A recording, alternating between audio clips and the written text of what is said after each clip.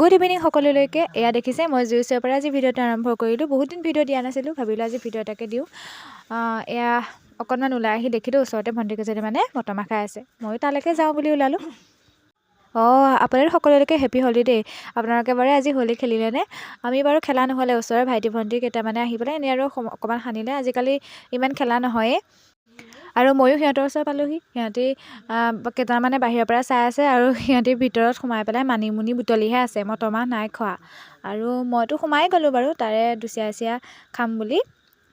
আগৰ মানুহবিলাকেতো বহুত মটৰমাহৰ খেতি কৰে। এয়া সিহঁতে আকৌ অকণমান কৰি থৈছে, ইমান বেছি নহয়, ঘৰতে খাবৰ কাৰণে। আৰু এয়া মই দেখিছে ঘৰৰ ফালে চাই আছোঁ। ওলাই আহিছিলোঁ মাত্ৰ, ঘৰৰ পৰা ডাক আহিলেই নহয়, মটৰমাহ খাই আছোঁ।